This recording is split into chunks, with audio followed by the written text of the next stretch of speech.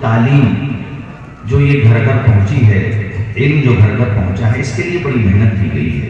میں آج امام اعظم ابو حنیفہ کے حالات زندگی پڑھ رہا تھا تو اس میں امام محمد کا تذکرہ آیا۔ اس سے پہلے سب سے پہلے جو یہ کوفہ علم کا شہر کیسے بنا، اس کے حوالے سے بڑی عجیب بات سامنے آئی کہ حضرت عمر فاروق اعظم نے اپنے دور میں عبداللہ ابن مسعود رضی اللہ تعالیٰ عنہ، یہ قرآن مجید کے بہت بہترین قاری تھے، فقیہ تھے، مجتہد صحابی ہیں، ان کو منصب قضا عطا کیا۔ یہ کوفہ پہنچے۔ کوفہ پہنچنے کے بعد انہوں نے اس طرح سے حضور کی حدیثیں پھیلائیں، ان لوگوں میں ایسا ذوق اور شوق پیدا کیا۔ جس طالب علم کو دیکھ لیا کہ یہ ہے بچہ، اس پہ محنت کی جائے تو یہ ہیرا بنا ہے، اس پتھر کو تراشا جائے تو یہ چمکے گا۔ آپ گھر گھر جاتے تھے کہ اپنا لڑکا جو ہے میرے حوالے کرو، میں اسے دین کا خادم بناؤں گا، میں اسے عالم بناؤں گا، محدث بناؤں گا۔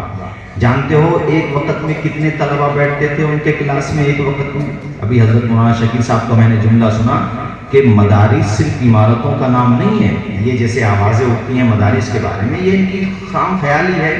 پہلے جب مدارس نہیں تھے تب بھی نبی کا دین زندہ تھا۔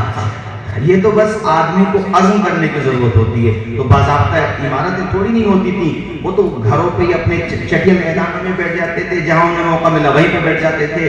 حضرت مولا علی شیر خدا نے جب اپنا پہلا دورہ کیا ہے کوفہ کی طرف، ان کے استقبال کے لیے عبداللہ ابن مسعود جب باہر گئے تھے میدان میں تو 4000 طلبہ آپ کے ساتھ گئے تھے استقبال کے لیے، 4000۔ حضرت مولا علی شیر خدا نے طلباء کی اس کثیر تعداد کو دیکھ کر بڑی مسرت کا اظہار فرمایا، دل کے پیمانے آنکھوں سے چھلک گئے، آپ دیدہ ہو گئے، پیشانی چومی عبداللہ ابن مسعود کی، کہا اے مسعود کے بیٹے عبداللہ، تو نے تو کوفہ کو علم کا شہر بنا دیا ہے، یہ 4000 طلباء کو بیک وقت پڑھاتا ہے، سب کو محدث بنا رہا ہے۔ اور ایک جملہ اور کہوں، یہ عبداللہ ابن مسعود کی محنت کوشش ہے، بے شک بعد میں اوروں کی بھی محنتیں رہیں۔ کوفہ میں اتنے محدثین پیدا کیے، اتنے فقہا پیدا کیے کہ اگر صحاح ستہ سے بخاری، مسلم، ترمذی، ابن ماجہ، نسائی، سنن ابو داؤد، یہ صحاح ستہ سے اگر کوفہ کے محدثین کو نکال لیا جائے، کوفہ کے رجال کو نکال لیا جائے تو پھر صحاح ستہ نہیں رہ جائے۔ اتنے علماء، اتنے محدثین پیدا کیے حضرت عبداللہ ابن مسعود ایک چراغ میں، اور پھر مولا علی شیر خدا نے دارالخلافہ بنا لیا۔ پھر تو جو کسر تھی وہ مولا علی شیر خدا تو باب العلم تھے نا، پھر کیسا علم، وہی کوفہ دیکھو سلسلہ آگے بڑھتا رہا۔ امام اعظم ابو حنیفہ کوفہ میں یہ بتانا چاہتا ہوں کہ علم جو ہے نا، اب جیسے یہ آپ کے وہاں سے 7 یا 8 طلبہ اس مرتبہ فارغ ہو رہے ہیں، تو آپ یہ نہ سوچیں یہ تعداد کتنی سی ہے، یہ تعداد کتنی سی ہے، ایک ہی عالم ہے نا ان میں سے، ایک ہی حافظ، نہ جانے یہ 10,000 کو پڑھائے، 20,000 کو پڑھائے، اللہ جانے یہ 30,000 کو پڑھائے، میں تو یہ کہوں کہ بے شمار کو پڑھائے۔ اب حضرت دھورا ڈانڈا سے تشریف لائے، علامہ سلیم صاحب میرے ساتھ پہلے تعارف ہے۔ اب دیکھو یہاں کے دیکھ رہے ہیں آپ کتنے طلباء نے آج ہمارے حضرت غلام جیلانی صاحب یہ ہمارے کھاملہ سے، انہوں نے بتایا میرا بھی مادر علمی یہی ہے۔ ہمارے مولانا ساجد صاحب آئے، انہوں نے بتایا میرا بھی مادر علمی یہی ہے۔ سہسوان والوں تمہیں پتہ بھی نہیں ہے سہسوان کا نام کہاں کہاں پہنچا دیا آپ کے اس مدرسے نے۔ ان مدرسوں کا مقام مرتبہ آج ہم بھی تمہارے سامنے کچھ بول رہے ہیں نا، اللہ کی قسم یہ بھی مدرسوں میں دال روٹی کا ستا ہے، دال روٹی کا۔ یہ بھی مدرسوں میں جو اللہ تعالیٰ نے توفیق دی رہے وہاں پہ اسی کا سطح ہے۔ آج ایک آواز بہت اٹھتی ہے کہ ترقی یافتہ قوم وہ ہوتی ہے جو صبح سویرے اٹھے، ترقی یافتہ قوم ہوتی ہے جو اپنے وقت کو مینیج کرنا جانے، جس کے پاس تنظیم الاوقات ہو۔ ترقی یافتہ قوم ہوتی ہے جس کے پاس صفائی ستھرائی ہو۔ یہ ترقی یافتہ قوم کے اسٹیٹس ہیں، پہچان ہیں۔ اب اگر اس معیار پہ آپ مدارس کے طلبہ کو دیکھیں، صبح سویرے اٹھنے کے حوالے سے دیکھیں، تمہارے روڈ پہ وہ بدایوں کو جا رہا ہو، بریلی کو، جو بھی ہوش مند لوگ ہوں گے جو صحت مند رہنا چاہتے ہوں گے دوڑتے ہوئے نظر آ جائیں گے صبح سویرا اٹھتے ہوئے، مگر اس وقت وہ نہیں اٹھتے ہوں گے جس وقت تمہارے مدرسے کا ٹیچر اٹھا کر کے بچوں کو سبق یاد کرا رہا ہوتا ہے۔ फजर की अजान बाद में होती है, मदरसे में इनके असातिज़ा इनको पहले उठा देते हैं और तंजीमुल औकात इन्हें पहले सबक सुनाना है। फजर की अजान बाद में होगी, तलबा सबक पहले सुना देंगे, नमाज से फारिग होंगे पिछला सुनाएंगे। क्या जबरदस्त निजाम है। खाने का वक्त है, कैलूले का वक्त है, घूमने का वक्त है, टहलने का भी वक्त है, सबक याद करने का वक्त है। अरे जिस उम्र में बच्चों को पाकी नापाकी के मसाइल पता नहीं होते, उस उम्र में मदारिस के तलबा 30 पारों को अपने सीने में महफूज कर चुके हो। 70 साल के हो गए बहुत सारे लोग, 70 साल के 80 साल के, मैं दावे के साथ कह रहा हूँ, अगर यहाँ पे खड़ा करके उनको नमाज सुनी जाए ना तो किसी को सना याद होगी, ताबूद और तस्मीह याद नहीं होगी। ताबूद और तस्मीह याद निकल गई तो अहमदु शरीफ में झटका लग जाएगा उसे। और अगर चलो वो भी सुना दी, तस्बीहात भी सुना दी, तो मैं गारंटी से कह रहा हूँ 50% लोग तस्बीह अत्तहियात में तो अटक ही जाएंगे जा करके।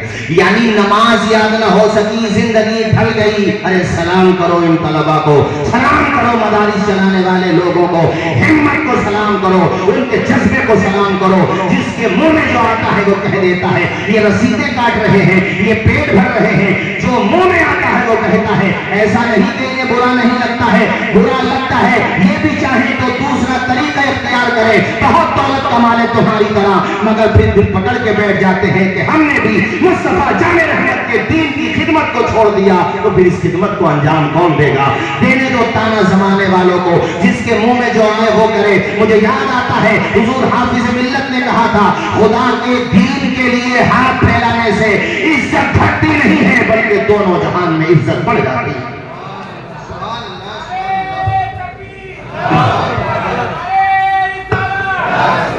दरगाहें सस्ती थी, इल्म ऐसे फैला है। ये जो आज बहारें बदायूं शरीफ, बरेली शरीफ है, कौन नहीं जानता अल्लामा फजले रसूल बदायूं को, कौन नहीं जानता ताजुल फहूल को, अरे कौन नहीं जानता अकाबिरे बदायूं को, अकाबिरे बरेली शरीफ को, कौन नहीं जानता। पूरी दुनिया में इनका डंका बजता है। ये ऐसे नहीं हुआ है, बड़ी कुर्बानियां दी हैं इन्होंने, बड़ी कुर्बानियां दी हैं। इमाम आजम की दरसगाह में 14 साल का एक होनहार तालिब इल्म पहली दफा आया। उसने क्लास पूरा सबक सुना, उसके बाद खड़े होकर कहता, हजरत कोई तालिब इल्म, कोई लड़का जब रात में सोया था तो नाबालिग था, आंख खुली तो वो बालिग हो चुका था, और वो इशा की नमाज पढ़ के सोया था। अब आप मुझे ये बताइए हजरत, वो जब उठा तो फजर की आजान नहीं हुई थी, आजान में वक्त इशा का टाइम था। मैं ये पूछना चाहता हूँ कि वो अपनी नमाज इशा दोहराएगा या नहीं दोहराएगा। इमाम आजम उसके सवाल को सुन के खुश हो गए, कहा बेटा करीब आओ। बड़े वजी थे, बहुत हसीनो जमील थे, बहुत खूबसूरत थे, चेहरे से वकार की किरणें टपक रही थी, पेशानी बता दे रही थी मुस्तकबिल का कि ये बच्चा नाम रोशन करेगा। करीब बुलाया, कहा बेटे दोबारा सवाल करो। कहा हुजूर मैं ये कह रहा था, इशा की नमाज पढ़ के कोई सोया और उस वक्त वो नाबालिग था, उठा तो बालिग हो चुका था, अब वो नमाज दोहराएगा नहीं दोहराएगा।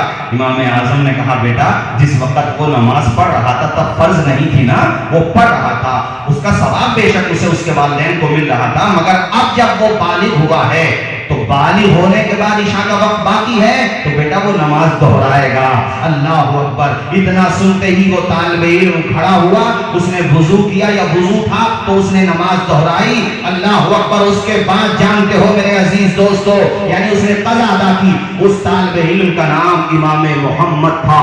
इमाम आजम अबू हनीफा का वो जलीलुल क़द्र शागिर्द रशीद के इमाम आजम के साथ नाम आए तो जनाबे वाला तरफैन कहा जाता है। इमाम अबू यूसुफ के साथ नाम आए तो साहिबैन कहा जाता है। वो इमाम मोहम्मद, इमाम आजम ने कहा बेटे तेरे सवाल से अंदाजा हुआ कि तू इल्म की प्यास रखता है, तेरे अंदर इल्म की तड़प है, बेटा रोजाना पढ़ने आ जाया कर। ऐ मेरे लाल कुछ दिनों नामा किया, घर पे पहुंच गए। यार उस्ताद जो होता है ना, वो दुनिया की निगाहों में निगाहें डाल के डालने का जज्बा पैदा कर देता है अपने तालिब इल्म के अंदर। सुभान अल्लाह। बाप दुनिया में आने का जरिया होता है, मगर उस्ताद वो होता है जो कुंदन बना देता है। कुंदन उस्ताद की कुर्बानियां भी बहुत। एक जुमला यहाँ कह दूं आगे का हिस्सा बताने से पहले, ये मैं सबके अपने लिए भी कह रहा हूं। किसी को बहुत तरक्की मिल जाए, शोहरत मिल जाए, आलिम बन गया, मुफ्ती बन गया, मुहक्किक बन गया, ये दूसरी लाइन में आ जाओ, डॉक्टर है, इंजीनियर है, तो देखो कभी भी शोहरत मिल जाए ना, ये तरक्की मिल जाए, तो उन्हें मत भूलो जिन्होंने तुम्हारी कामयाबी की इमारत में पहली बुनियाद रखी है।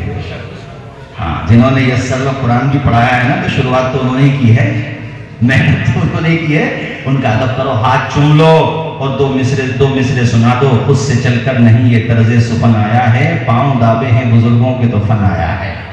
آنے لگے امام محمد پڑھنے. ایک دن حضرت امام اعظم نے کہا بیٹا یہ بتاؤ تم حافظ نہیں ہو، مجھے ایسا لگتا ہے. کہا حافظ نہیں ہوں. اس سے پتا چلا حافظ قرآن ہونا بھی یہ بہت اچھی بات ہے، چونکہ 500 سے زیادہ آیات ہیں جن سے احکام متعلق ہیں. اب ظاہر ہے وہ حافظ نہیں ہوگا تو آیات کو یاد کرنے میں دقت تو آتی ہے، مگر حافظ بھی ہو تو بہتر ہے. امام اعظم نے کہا بیٹا میں یہ چاہتا ہوں کہ تو حافظ بن جا.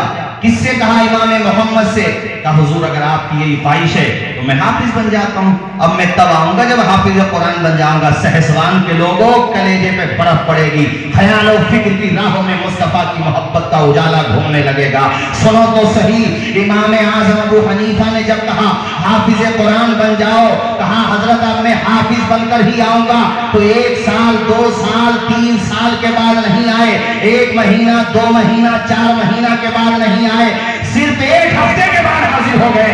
امام اعظم نے کھڑے ہو کر کے کہا بیٹے تم حافظ قرآن ہو گئے. کہا حضور الحمدللہ اپنے ماں باپ کی دعا سے اور آپ کی دعا سے یہ فقیر حافظ قرآن ہو چکا صرف 1 ہفتے میں.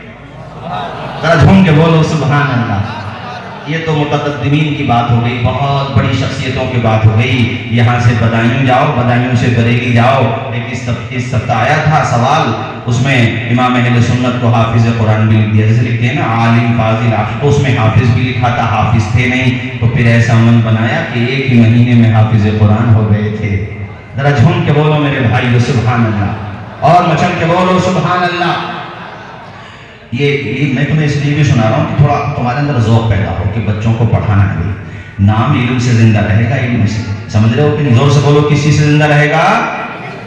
ارے جو اولاد جیتے جی تمہاری قدر نہیں کر رہی، بعد مرنے کے ایصال ثواب کیا کرے گی میاں؟ اگر وہ تعلیم دے کے جاؤ گے انہیں، ان کو پڑھا کر کے جاؤ گے تو بات الگ ہے. امام ابو یوسف کی مالی حالت کمزور تھی، امام محمد تو بہت امیر تھے. ایک وقت میں 300 منیم ان کے گھر پہ کام کیا کرتے تھے، 300. لیکن جب عالم دین بنے، فقیہ بنے، مجتہد بنے تو پتہ ہے سارا سرمایہ راہ خدا میں خرچ کر دیا. جس طالب علم کے پاس پیسے نہیں ہوتے تھے اسے گود لے لیا کرتے تھے. ابھی حضرت مولانا عالمگیر صاحب، مولانا کامل صاحب ابھی تذکرہ کر رہے تھے، ہمارے قاری عبدالماجد صاحب، مولانا وسیم صاحب یہاں بھی کسی صاحب کا ذکر کر رہے تھے کہ وہ اماموں کو اپنی جیب خاص سے ہر مہینہ 60-70 ہزار روپے دیتے ہیں. اے امیرو اگر تم ان اماموں کو، علماء کو گود لے لو اور خود کفیل بنا دو اور ان سے کہو تم کتابیں لکھو. تمہارا ذوق اگر تدریسی ہے تو محنت سے بچوں کو پڑھاؤ. تمہارا ذوق اگر کتابیں لکھنے کا ہے کتابیں لکھو. اسپیچ دینا چاہتے ہو محنت کر کے، تیاری کر کے، مطالعہ کر کے اسپیچ دو. اگر گود لے لو اور ان کی ذمہ داری لے لو کہ تمہارے گھر کا خرچہ ہم چلائیں گے، نبی کی محبت کا دیپ تم جلا دو، تو یہ بہت بڑا کام ہو جائے گا. اپنی دولت کو پانی کی طرح بہانے کے بجائے راہ خدا میں خرچ کرو تاکہ قیامت کے دن عثمان غنی کے غلاموں میں تمہارا بھی نام لکھ دیا جائے گا. 300 منیم جس کے گھر پہ کام کرتا ہوں بھائی جان، 300 منیم سمجھتے ہو نا، 300. اور سارا سرمایہ آپ نے راہ خدا میں خرچ کر دیا. امام شافعی کی والدہ سے نکاح کیا تھا، ان کے والد کا انتقال ہو گیا تھا، تو امام شافعی کی والدہ سے امام محمد نے نکاح کر لیا تھا. تو ویسے بھی ان کا آنا جانا تھا، وہ بھی بہت بڑے عالم بن چکے تھے. اس وقت کی بات ایک دن آئے اور پوری رات دیکھا کہ امام شافعی تو نوافل پڑھتے رہے اور امام محمد اپنی خوابگاہ میں ہیں، پہلو بدل رہے ہیں، آرام کر رہے ہیں. صبح بعد نماز فجر بوقت ناشتہ امام شافعی نے ایسے مسکراتے ہوئے کہہ دیا حضرت میں نے رات میں 1000 رکعت نوافل پڑھے مگر آپ تو پہلو بدلتے رہے. کہا بیٹا تم نے جو کیا وہ تمہارے لیے تھا، ہم نے جو کیا وہ امت مصطفیٰ کے لیے تھا. کہا تم نے کیا کیا حضرت؟ کہا بیٹا تم یہ سمجھ رہے تھے میں آرام کر رہا ہوں، الحمدللہ رب کی دی ہوئی توفیق سے، اساتذہ کی دعا سے پوری رات میں قرآن و سنت سے استنباط کرتے ہوئے 1000 مسائل کا حل تلاش کیا. ایک رات میں 1000 مسائل کا. امام محمد پتا جب کسی مسئلے کا حل تلاش، جیسے نئے نئے مسائل آتے ہیں نا، جیسے اس زمانے میں ایک مثال دے رہا ہوں، لاؤڈ اسپیکر کا مسئلہ ہمارے سامنے آیا، کرنسی کا مسئلہ، یہ نئے نئے مسائل. تو ان کے زمانے میں نئے نئے مسائل آتے تھے. کہتے تھے امام محمد جب کسی مسئلے کو حل کر لیا کرتے تھے، ارے طلباء کے سامنے ران پہ ہاتھ مارتے تھے خوش ہو کر کے اور کہتے تھے اے میرے عزیز طلباء وقت کے بادشاہ کو بھی حکومت کرتے ہوئے وہ لذت نہیں ملتی ہوگی جو اللہ تعالیٰ نے ہمیں علم دین میں عطا فرما دی. سبحان اللہ. نعرہ تکبیر، نعرہ رسالت، علماء اہل سنت، نظام مصطفیٰ کانفرنس، مسلک اعلیٰ حضرت، نعرہ تکبیر، نعرہ رسالت. ایک مسئلے کا سلیوشن تلاش کر لیتے ہیں نا کتنی خوشی ملتی ہے. کسی شہزادے کو نہیں ملتی ہوگی اتنی خوشی. ذرا جھوم کے نہیں بولو گے سبحان اللہ؟ ارے خوشی ملتی ہے تبھی تو ایک طالب علم کی شان سے لے کے 11 بجے تک قرآن پڑھتا ہے. آ کر دیکھو جامعہ رضویہ برکات العلوم کے صحن میں مغرب بعد آؤ تب قرآن پڑھ رہا ہے. عشاء کی نماز پڑھی، کھانا وانا کھایا، پھر قرآن پڑھ رہا ہے. کتنا ذوق ہے. وہ تو سو رہا ہے تو خواب میں قرآن پڑھ رہا ہے، اور جاگ رہا ہے تو قرآن پڑھتے ہوئے. انسان کے ذہن کی ساخت کو اللہ نے اس طرح بنایا ہے کہ وہ جو سوچے گا خواب میں بھی وہی دیکھے گا. جب وہ جاگتے ہوئے قرآن پڑھتا ہے تو رب کے کرم سے سوتے ہوئے بھی قرآن پڑھتا ہے. اور میں نے پڑھا ہے کتابوں کے اندر یہ معتبر بات ہے میرے ساتھیوں کہ جو طلباء دوران طالب علم فوت ہو جاتے ہیں، ابھی ان کے علم کی پیاس مکمل نہ ہوئی تھی، مثلا انہوں نے 20 پارے کیے، ابھی انہوں نے 29 پارے کیے تھے، ابھی وہ حافظ قرآن نہ ہوئے تھے، وہ عالمیت کا کورس کر رہے تھے، ابھی 6 جماعتیں پڑھی تھی، مکمل عالم فاضل نہیں بنے تھے، یہ فوت ہو گئے، دنیا سے چلے گئے. بھائیوں کتابوں میں لکھا ہوا ہے کہ رب کا کرم ابر کرم بن کے برستا ہے، اور ان کی قبر میں فرشتوں کا انتظام کیا جاتا ہے جو ان کی تعلیمی پیاس بجھانے کے لیے آتے ہیں. میرے عزیز ساتھی کتنا اونچا مقام ہے. جھوم کے بولو سبحان اللہ. حضرت امام ابو یوسف کی والدہ سے جا کے کہنے لگے امام اعظم، جا کر کے کہا اے ضعیفہ عورت اپنے بیٹے کو پڑھنے بھیج دیا کر، تیرے بیٹے کی پیشانی پہ مجھے تقدس کی لکیریں نظر آتی ہیں، سعادت مندی کی لکیریں نظر آتی ہیں. یہ بار بار میں تمہیں جو الگ الگ واقعات سنا رہا ہوں وہ اس لیے تاکہ تم آج من بنا کے جاؤ آدھی روٹی کھائیں گے بچوں کو پڑھائیں گے. غور سے بولو آدھی روٹی کھائیں گے بچوں کو.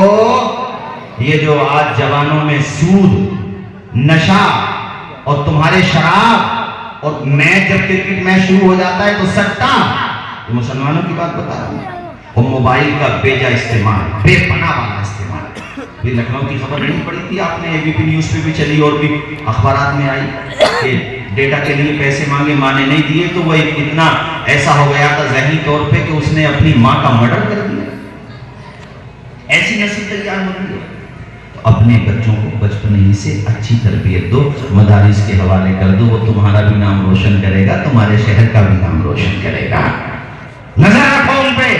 بری سوسائٹی میں تو نہیں بیٹھ رہا تمہارا بیٹا، شرابیوں کے پاس تو نہیں بیٹھ رہا ہے. شوق میں وہ ایسا بن جائے گا پھر سدھرنا بھی چاہے گا تو آسان نہیں ہوگا سدھرنا اس کے لیے. یہ ماں باپ کی بھی ذمہ داری ہے. بے شک ہم تقریروں میں اولاد سے کہتے ہیں اپنے ماں باپ کا حق ادا کرو، مگر آج ماں باپ سے کہہ رہے ہیں کہ اولاد کا حق ادا کرو. اور اولاد کا سب سے بڑا حق یہ ہے کہ انہیں مصطفیٰ جان رحمت کا سچا وفادار سپاہی بنا. ورنہ پھر یہ بھی ہوگا کیا ہوتا ہے. دیکھا ہم نے اپنی جاگتی آنکھوں سے نماز جنازہ پڑھنے کے لیے اسلام نگر سے آگے، دور و دراز سے آگے، اور اپنا بیٹا سہسوان میں ہوتے ہوئے بھی جنازے میں تو گیا مگر نماز جنازہ میں شریک نہ ہو سکا چونکہ اس کے کپڑے ناپاک تھے. بولے ہوتا نہیں ہے. اور وہ پڑھا ہوا ہوگا برکات العلوم میں یا کسی بھی دوسرے مدرسے میں. جانتے ہو جب باپ کا جنازہ رکھا ہوا ہوگا تو نہ صرف یہ کہ نماز جنازہ پڑھے گا بلکہ پڑھائے گا نماز جنازہ. اور دعا کی قبولیت میں معاملہ دل سے جڑا ہوا ہے. جتنے دل سے دعا کرو گے اتنا ہی قبول ہوگی. ایک بیٹے کے لیے اپنے باپ کے لیے جو جذبہ ہے نا وہ دوسروں کے دل میں نہیں ہوتا ہے. وہ جب نماز جنازہ کے لیے نیت باندھ کے کھڑا ہو جائے گا نا تصورات کی سرزمین پہ وہ سارے مناظر آنے لگیں گے کہ میرا باپ تھا فاقہ کیا مگر مجھے پڑھا کر کے دکھایا.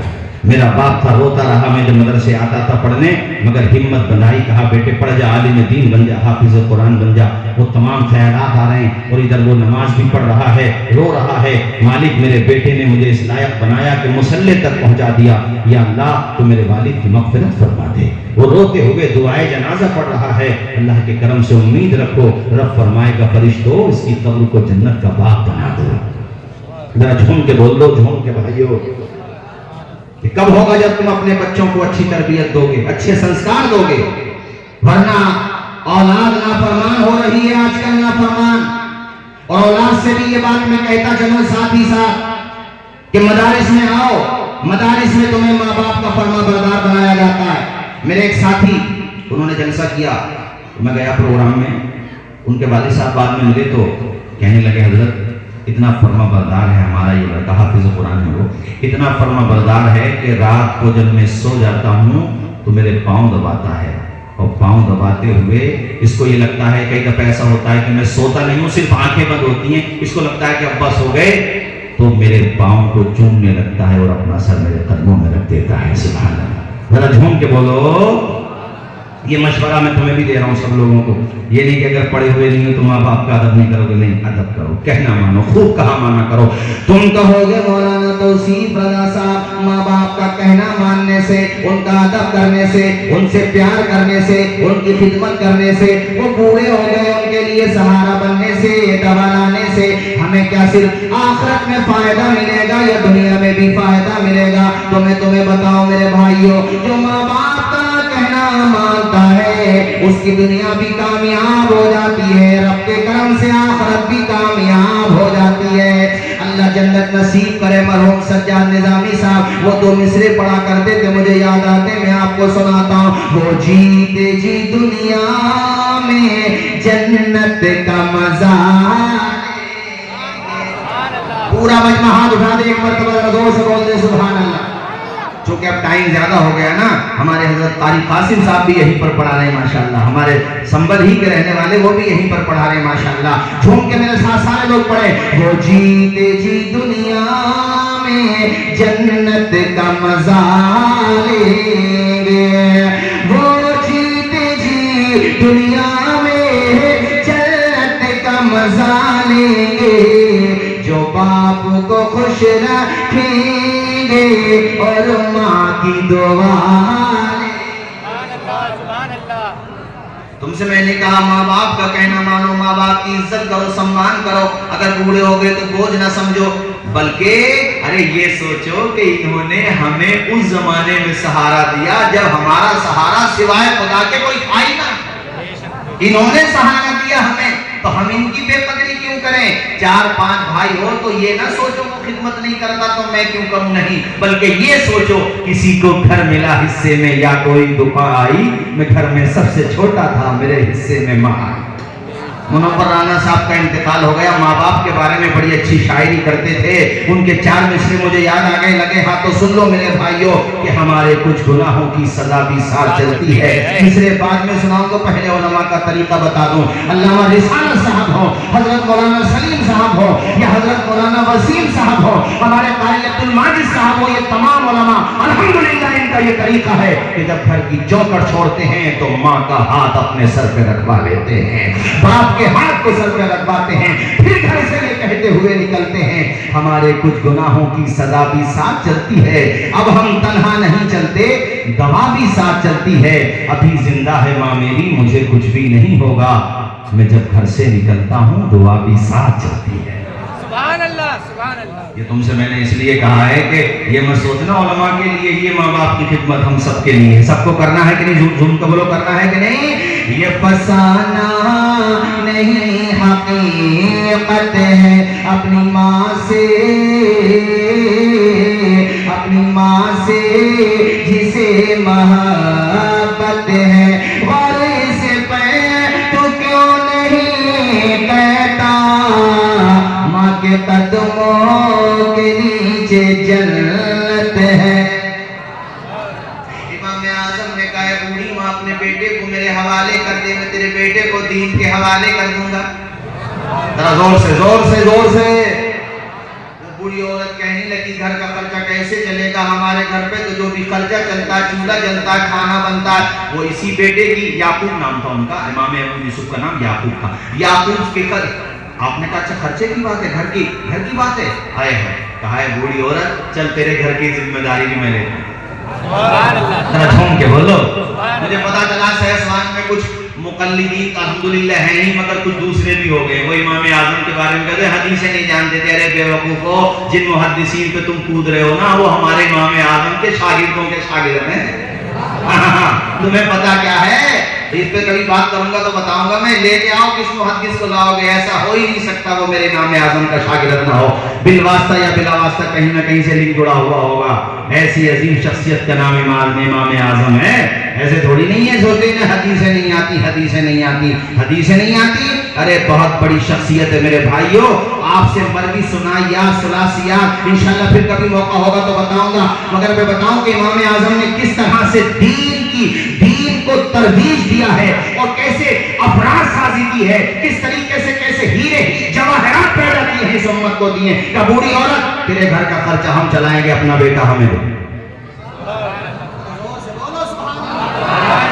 ये बच्चे जो फारिग हो रहे हैं इनको ये भी याद करें अपना माजी। मैं तो याद करता हूँ हमारे असातिज़ा के कितने एहसानात हैं, बेशक एहसानात हैं। ये असातिज़ा पता ये पढ़ाते भी हैं और कभी कभी ऐसा होता है पैसे नहीं होते ना जेब में, अपने पास से देते हैं, बेटा पढ़ाई मत छोड़ना, पढ़ते रहना। इसलिए मैं कहता हूँ कभी मत भूलो, तरक्की मिल जाए, शोहरत मिल जाए, उन चेहरों को कभी मत भूलो जो तुम्हें उस वक्त भी चाहते थे जब तुम्हें कोई जानता ही नहीं था।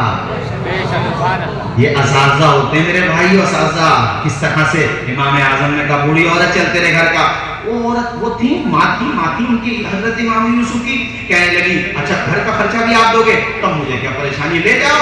हजरत याकूब यानी इमाम यूसुफ को ले आए। एक दिन फिर माँ बुला लाई, कहने लगी बेटा घर चल, तो मेरा दिल नहीं लगता। औरत वाली बात, चले गए वो। इमाम आजम से कह दिया तो मेरी माँ है, मगर तुम मेरे उस्ताद हो, मेरी माँ को कैसे समझाओगे तुम जानो। लेकिन मेरी प्यास इल्म की बढ़ चुकी है, मुझे पढ़ना है। गए, कहा तुम क्यों बुला के ले आई? कहा हजरत आपकी मोहब्बत, आप मेरे बेटे को पढ़ा रहे हो, मगर मेरा जी नहीं लगता अपने बेटे के बगैर। कहा औरत पढ़ा ले अपने बेटे को, तेरा बेटा वो खाना खाएगा जो बादशाहों को भी नसीब नहीं होता। अरे खुश हो गई, क्या खाएगा मेरा बेटा? रोगने पिस्ता में, रोगने पिस्ता समझते हो ना, पिस्ते मिल जाए तो बड़ी बात है, उसका रोगन। और फरमाया जाफरान में बना हुआ हलवा, यानी कीमती चीजें जो बादशाहों को भी कभी कभी मिलती है, तेरा बेटा वो खाएगा। भाइयों पढ़ते रहे और अपने वक्त के जय्यद आलिम दीन बने। इस आसमान इल्म और फज़ल पर बदरे मुनीर बन के चमके।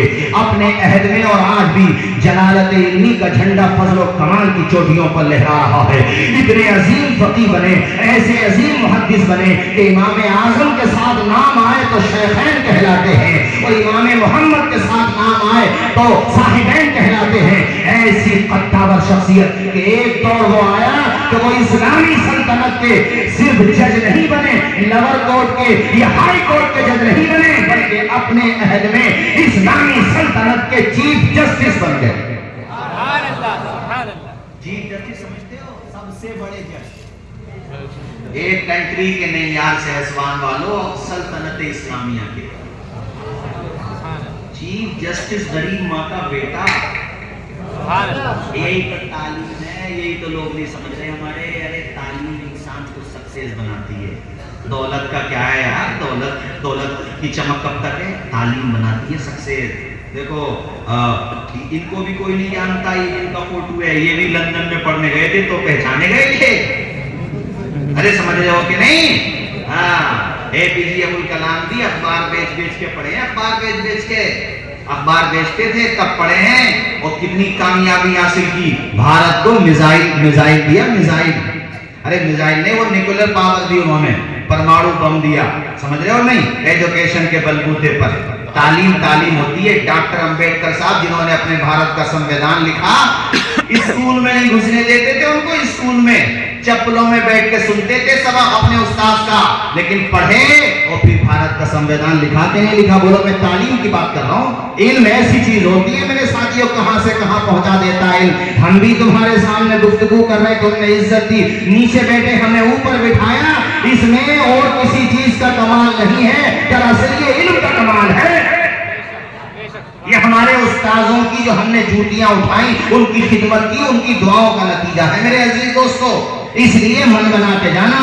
आज ابھی میں قاری عبد الماجد صاحب ہم بات کر رہے تھے، محریرہ والوں کا یہ پیغام دل کی تختی پہ لکھ کے لے جانا، آدھی روٹی کھائیں گے بچوں کو، دو سے نہیں بولو گے بھائی، بچوں کو، سہسوان والوں بچوں کو لوہا جتنا تپتا ہے اتنا ہی طاقت بھرتا ہے، ہیرے کو جتنی دھار لگے اتنا ہی تیز نکھرتا ہے، سورج جیسا بننا ہے تو سورج جیسا جلنا ہوگا، ندیوں سا عادت پانا ہے تو پروت چھوڑ نکلنا ہوگا، ہم آدم کے بیٹے ہیں کیوں سوچیں راستہ سرل ہوگا، کچھ زیادہ وقت لگے گا پر سنگھرش ضرور سفل ہوگا۔ میں علامہ سلیم صاحب سے کہوں گا اپنے 3 بیگھہ اراضی خریدیے، گھبرائیں نہیں، کچھ زیادہ وقت لگے گا پر سنگھرش ضرور سفل ہوگا، ہر ایک سنکٹ کا حل ہوگا، وہ آج نہیں تو کل ہوگا۔ اور مجھے وہ 2 مصرے بھی یاد آئے کہ پروں کو کھول زمانہ اڑان دیکھتا ہے، ارے زمین پہ بیٹھ کے کیا آسمان دیکھتا ہے، تو کیا نہیں کر سکتا یار انسان، تو محنت تو کر، کہاں سے کہاں پہنچ سکتا، بے غریب ماں کا بیٹا چیف جسٹس بن گیا، دور سے نہیں بولو گے بھائی، اور بلند آواز سے بولو سبحان اللہ۔ چیف جسٹس، ججز کے اوپر جج، جس کے قلم سے فیصلے ہوتے ہیں، فیصلے بھی تبھی فیصلے مانے جائیں گے جب اس کا قلم چلے گا۔ اللہ نے کتنی شہرت دے دی امام ابو یوسف کو، اور ایسا نہیں کہ بادشاہ سے ڈر جاتے ہوں، جیسے آج کل بہت ساری عدالتیں بھی گواہوں میں آ گئی ہیں نا، ایک دو دفعہ گواہ میں لینے کی کوشش کی، حضرت امام ابو یوسف نے کہا آپ کے سر پہ جو یہ تاج حشم رکھا ہے، ہم فقیروں نے اسے زیر قدم رکھا ہے، فیصلہ وہی ہوگا جو قرآن و سنت کی روشنی میں ہوگا، یا جج بھی ہو تو پھر ایسا جھوم کے بولو، جھوم کے۔ ایک دن بیٹھے ہوئے تھے، بادشاہ سلامت کی طرف سے صاحب کھیر اور الگ الگ روغن پستہ اور زعفران پڑا ہوا حلوہ، وہ سب آیا ڈش میں سجا ہوا، آپ کی خدمت میں جب پیش کیا گیا، اس کو دیکھ کے آپ رونے لگے، تو وہاں جو دیگر حضرات بیٹھے تھے، معززین بیٹھے ہوئے تھے، انہوں نے کہا قاضی صاحب یہ تو خوشی کی باتیں رو کیوں رہے ہیں؟ کہا مجھے آج میرے استاذ کی باتیں یاد آ رہی ہیں، مجھے آج میرے استاذ کی یاد آ رہی ہے، میرے استاذ نے کہا تھا بیٹا محنت کر تو وہ چیزیں کھائے گا، اور یہ تو دنیا کی نعمت ہے، سہسوان والوں خدا جو نعمتیں عطا فرمائے گا وہ تو نہ میں خود سمجھ سکتا ہوں نہ تمہیں سمجھا سکتا ہوں، کیونکہ وہ تو اتنی بڑی نعمتیں ہیں جو ہمارے آپ کے ذہن میں بھی نہیں آ سکتی۔ علم والوں کی شان ہی الگ ہوتی ہے بھائیو، اللہ باعمل بنائے، آمین بولو ذرا زور سے، اور زور سے بولو، اور بلند آواز سے بولو۔ ابھی ایک کتاب علامہ ابن جوزی نے حضرت معروف کرتی کے حالات پہ لکھی ہے، اس کتاب میں ایک واقعہ میں نے پڑھا، آدھے کو علم والوں کی کتنی قدر ہوتی ہے۔ یہ خواب کئی بزرگوں نے دیکھا، متعدد بزرگوں نے دیکھا، خواب یہ دیکھا کہ جنت کے اندر 3 لوگوں کو دیکھا، 3 بزرگوں کو، ایک کے آگے تو دسترخوان بچھا ہوا ہے، ایک فرشتہ انہیں کھانا کھلا رہا ہے، ایک فرشتہ انہیں پانی پلا رہا ہے۔ اللہم اجعلنا منہم، بولو آمین بولو۔ ارے ان کے غلاموں میں اللہ قبول کر لے تو بیڑا پار نہ ہو جائے ہمارا۔ فرشتہ، ایک فرشتہ کھانا کھلا، ایک فرشتہ پانی پلا۔ ایک دوسرے بزرگ ہیں وہ جنت کے دروازے پکڑے ہیں، یعنی کسی چیز کے دروازے پکڑے ہونے کی 2 صورتیں ہوتی ہیں، جیسے یہ دروازہ آپ کا گیٹ، ایک اندر کھڑے ہونے ایک باہر، وہ اندر کھڑے ہیں مگر دروازے پہ کھڑے ہیں، اور جو بھیڑ جا رہی ہے اسے بہت ڈیپلی دیکھ رہے ہیں، گہرائی کے ساتھ، جس کا ہاتھ چاہتے ہیں پکڑ کے اندر کر لیتے ہیں، یعنی جس کو ہاتھ چاہتے ہیں پکڑ کے اندر کر لیتے ہیں۔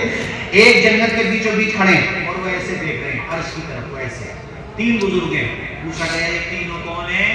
تو بتایا وہ دسترخوان جن کے آگے بچھا ہوا ہے نا، وہ حضرت بشر حافی ہیں، بشر حافی، شرابی تھے، شرابی، مگر توبہ ایسے کی میرے یار کہ پھر شکم سیر ہو کے زندگی بھر کھانا بھی نہیں کھایا۔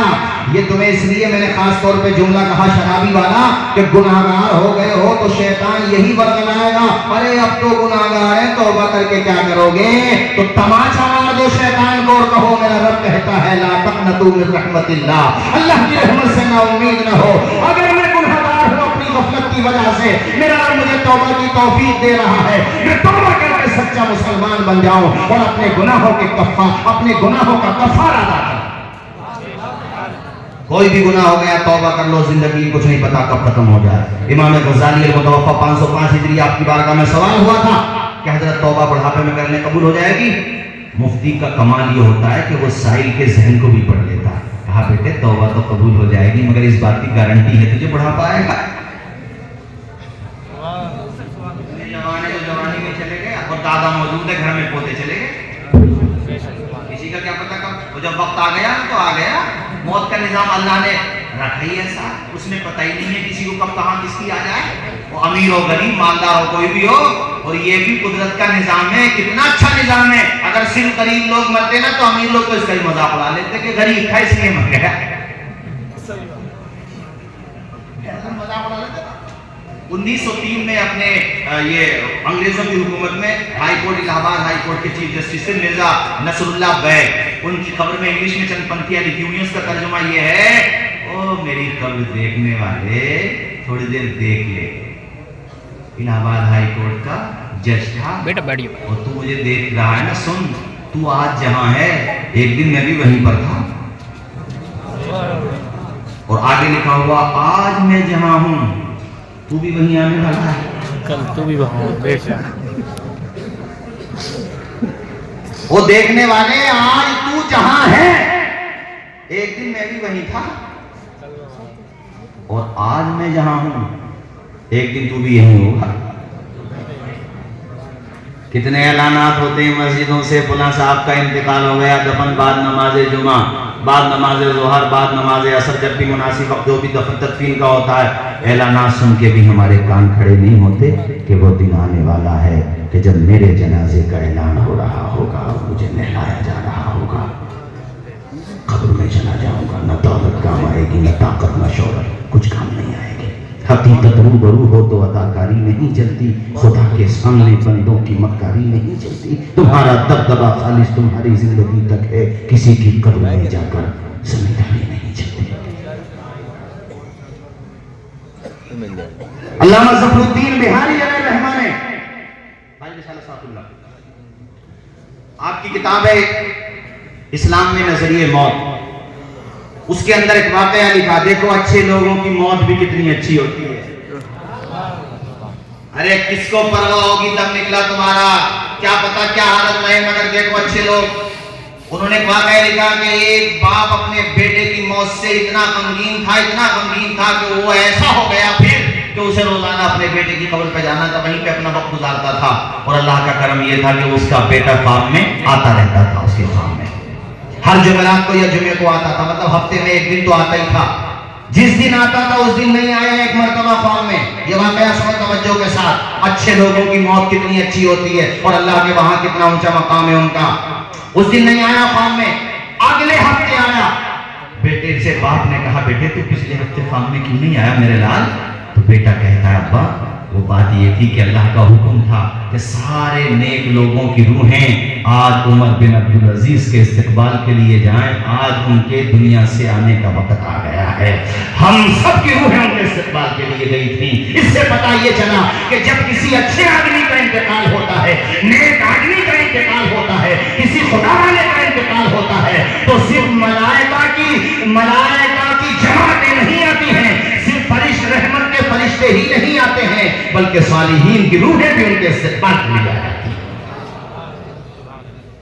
ہمارے اعلیٰ حضرت نے بھی قلم توڑ دیا ہے, کہتے دنیا سے جا تو پھر ایسے جا کہ جب تیرا جنازہ جا رہا ہو تو مسکرا کے پڑھنے والا پڑھ رہا ہو. لہر میں عشق رخ شہ کا دار لے کے چلے, اندھیری رات سنی تھی چراغ لے کے چلے.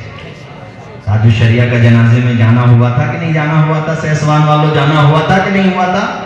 یہ فقیر بھی گیا تھا حضرت کے جنازے میں. ہے کیسا سکون مل رہا تھا. یہ سروں کا سیلاب آیا کہاں سے؟ کس نے دلوں میں محبت ڈالی؟ ان الذین آمنوا وعملوا الصالحات سیجعل لهم الرحمن ودا. جو ایمان لائے, اچھے کام کیے, اللہ تعالیٰ ان کی محبت سب کے دلوں میں ڈال دیتا ہے. کیا فرماتے تھے تاج الشریعہ؟ نہ سمجھ مرتے ہیں زندگی کے لیے, جینا مرنا ہے سب کچھ نبی کے لیے. دور سے بولو, جینا مرنا ہے سب کچھ نبی کے لیے. یہ میں تم سے بار بار اس لیے کہہ رہا ہوں کہ موت کی تیاری کرو. کچھ نہیں پتا کب زندگی ختم ہو جائے. گناہ ہو گئے ہو جاتے ہیں, انسانی کمزوری ہے, مگر توبہ کر لو. التائب من الذنب کمن لا ذنب لہ، توبہ کرنے والا اللہ کے کرم سے ایسا ہو جاتا ہے جیسے اس نے گناہ کیا ہی نہیں ہے۔ شراب پی ہے شراب سے توبہ کرو، زنا کیا ہے زنا سے توبہ کرو، گناہ کیے ہیں کبائر تو گناہوں سے توبہ کر لو، ماں باپ کی نافرمانی کی ہے توبہ کر کے جاؤ، بدنگاہی کی ہے توبہ کر کے جاؤ۔ مثال کے طور پہ تمہاری نمازیں قضا ہو گئی ہیں، توبہ کرو اور ادا شروع کرو، ان کی جو قضا ہو گئی ہے ان کو بھی پڑھتے رہو، اور بھی تم سے جو بھی گناہ ہو گئے، سٹا لگایا ہے، سود کھایا ہے، کسی کا دل دکھایا ہے، کسی کی زمین دبائی ہے، حقوق العباد میں اگر تم نے یہ گناہ کیا ہے، ان سے جا کر کے معافی مانگو، ان کا حق دے دو، اور اللہ کے حقوق میں لاپرواہی ہوئی ہے تو اللہ سے معافی مانگو، اللہ تمہارے گناہوں کو معاف کر دے۔ یہ حقوق العباد والا جملہ میں نے اس لیے ایڈ کیا ہے کہ یہ بہت خطرناک ہے۔ بے شک یہ حدیث ہے، حدیث شریف، حق ہے، حق ہے۔ حضور نے صحابہ سے کہا میرے صحابہ مفلس کون ہے، غریب کون ہے؟ صحابہ نے کہا جس کے پاس کچھ نہ وہ غریب ہے؟ حضور نے کہا نہیں، غریب وہ ہے، سنو دل پہ ہاتھ رکھ کے سنو، سہسوان والوں کلیجے پہ ہاتھ رکھ کے سنو، حضور نے کہا سب سے بڑا مفلس وہ ہے جو قیامت کے دن نیکیوں کا انبار لے کر کے آئے گا، بڑی نیکیاں ہوں گی اس کے پاس، اتنے میں وہ آ جائیں گے جن کا حق مارا تھا دنیا میں اس نے، وہ آ کر کے چاروں طرف سے گھیر لیں گے، یہ ہمیں دے دینے کیا، رب کی بارگاہ میں عریضہ پیش کریں گے، مالک اس نے ہماری اتنی زمین دبائی تھی، اس نے ہمارا یہ حق مارا تھا، اس نے ہمیں یہ تکلیف پہنچائی تھی، رب کہے گا اتنی نیکیاں تمہاری، اتنی نیکیاں تمہاری، وہ حسرت بھری نگاہوں سے دیکھ رہا ہوگا کہ اس کا چمن اجڑ رہا ہے، اس کی نیکیاں دوسرے لے کر کے جا رہے ہیں، یہاں تک کہ ساری نیکیاں ختم ہو چکی ہوں گی، اب وہ باقی رہ جائیں گے، حق مانگنے والے باقی رہ گئے، نیکیاں ختم ہو گئیں، اللہ تعالیٰ سے وہ بندے عرض کریں گے مالک اب ہم نیکیاں تو ہیں نہیں، اس کے پاس کیا لے کر کے جائیں؟ رب فرمائے گا اپنے گناہوں کا بوجھ اس کی گردن پہ ڈال دو۔ علامہ والحفیظ، اللہ تعالیٰ ہم سب کے ایمان و عقیدے کی حفاظت فرمائے۔ بتاؤ سب سے زیادہ مفلس ہے کہ نہیں وہ؟ اس لیے یہ جملہ میں نے کہا کسی کا حق نہ مارو، جو قدرت نے نصیب میں لکھا ہے وہ تمہیں ملے گا ضرور، کسی کا دل نہ دکھاؤ میرے ساتھیوں۔ میں بات مکمل کروں چونکہ ابھی دستار بندی بھی ہونا ہے میرے عزیز دوستو۔ حضرت بشر حافی، جھوم کے بولو سبحان اللہ، اور جھوم کے بولو سچے دل سے تائب ہوئے، اور جس دن سے توبہ کی نہ تو چپلیں پہنی اور نہ شکم سیر ہو کے کھانا کھایا۔ وہ ایک دن ایک بزرگ ملنے آئے اور ان کا لحاظ کتنا تھا پتہ ہے؟ جانور بھی راستوں میں گندگی نہیں کرتے تھے کہ بشر حافی ننگے پاؤں چلا کرتے تھے۔ حافی عربی میں کہتے ہیں ننگے پاؤں کو، اسی لیے ان کو بشر حافی کہا جاتا ہے۔ ایسی بلند شخصیت تھے کہ امام احمد ابن حنبل بھی ان کے پاس دعا کرانے کے لیے آیا کرتے تھے، ان کے معاصرین ہی میں سے ہیں ایسے عظیم۔ ایک دن کوئی بزرگ ملنے آ رہے تھے، راستے میں گندگی پڑی ہوئی تھی، سمجھ گئے کہ آج بشر حافی کا انتقال ہو گیا ہے۔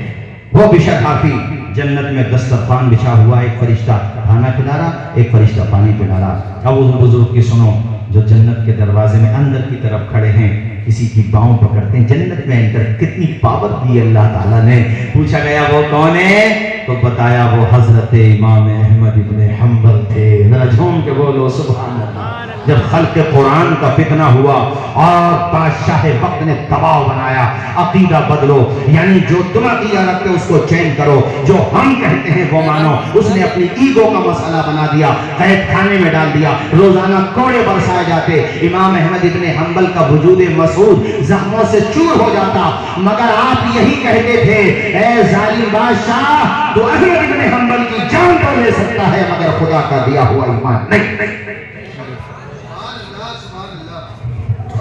نعرے تکبیر، نعرے رسالت، نعرے غوثیت، مسلک کے اعلیٰ حضرت خلفائے راشدین، خواجہ کا ہندوستان، خواجہ کا ہندوستان، نعرے تکبیر، نعرے رسالت۔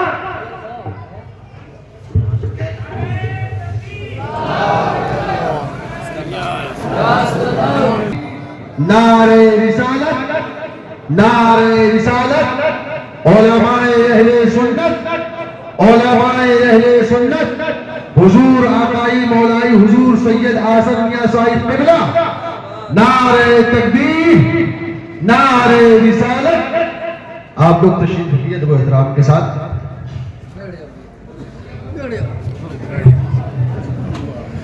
बैठिए भाई, बैठ जाएं सारे लोग। बैठिए जल्दी से, ले आगे बैठ जाओ भाई साहब।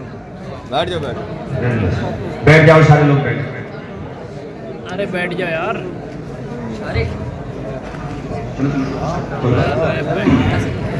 खुसूसी मेहमान।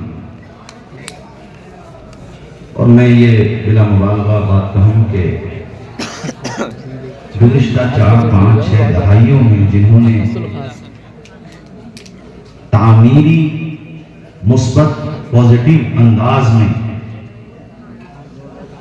जो मिल्लत के नौनिहालों के बच्चों के हाथों में कलम देने का सबसे ज्यादा काम किया है,